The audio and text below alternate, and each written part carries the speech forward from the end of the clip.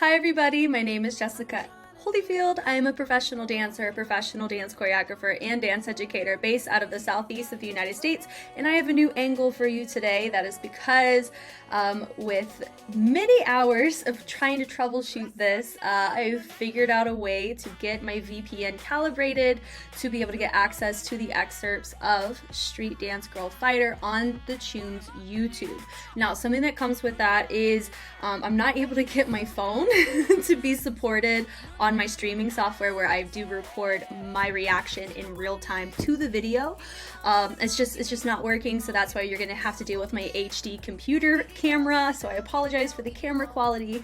We're going to take a look at some of the first episode auditions, and I'll kind of give my thoughts on who I think which team would choose them. I'm also still debating on whether or not I'm going to be reacting to the full episode. I feel that if there's going to be a lot of updated criteria compared to the first season, I may invest time to do that, but I am actively reacting to multiple series right now, so I don't know if it's the healthiest choice for me to do that, but we will see. Without further ado, let's go ahead and check out the groups. Ooh, she is using Epale.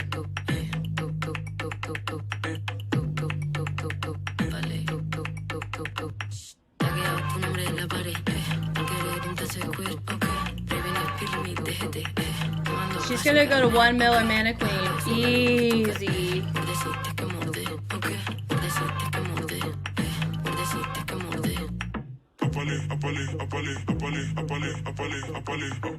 I'm also even gonna guess right now that what team she was on, what match team this girl was on. I have a feeling she was on the green team.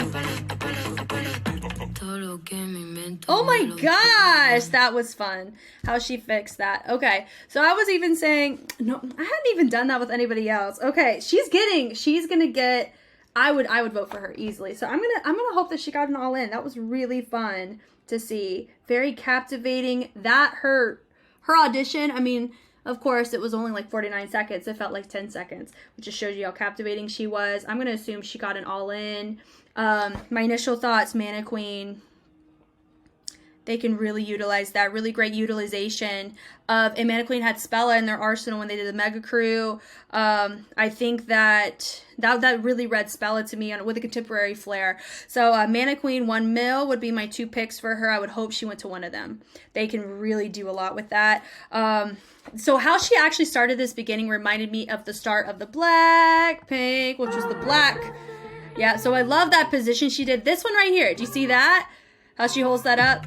Boom. And I love that with the tuts. Super, super dope. And how she looks at them are really nice. That position right there, I remember seeing something very similar to that. It was the black.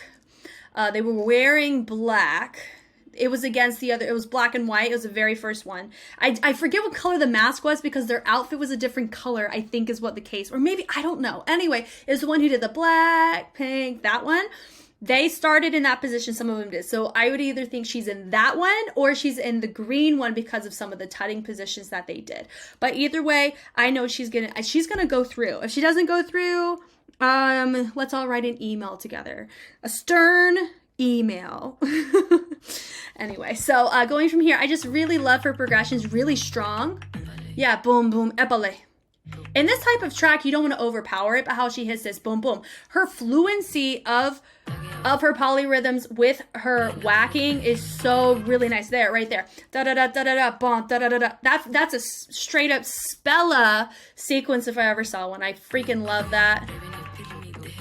Yep, so my one note though is whenever I see tutting a lot of times, this only happens, it's just tutting fundamentals. You want to try to avoid creating a little pocket right here. That is really hard to do, and I struggle with that a lot as well. So that's just an overall note. I am noticing it just a smidgen on some of her sequences because it's probably a muscle memory thing. It takes years to get to this place on a muscle memory side. Whenever you're able to actually properly execute things, even notice here, like even when I'm like right here or I'm here, it's really hard to avoid that little pocket, especially when you're trying to factor in other angles that are being justified outside of just the hand. So that's my one smidgen micro note that I would give her in some of these positions.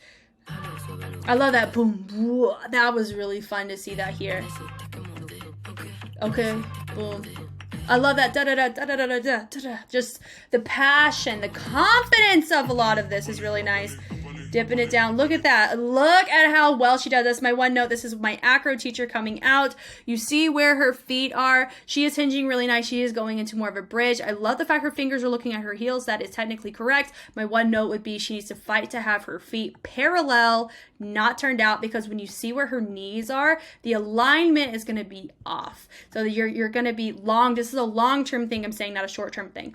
Your knees can be influenced by the direction of your foot. So we always tell them you want to make sure that your knees and your feet stay on the same track, because if they're in different tracks, you're going to cause strain in your joints. So that's just my overall note. Whenever she's 30, she would be thinking about whenever she'd be doing this. So that's just my one note there on a technical front. I love the fact that she went down, hand, and then looked.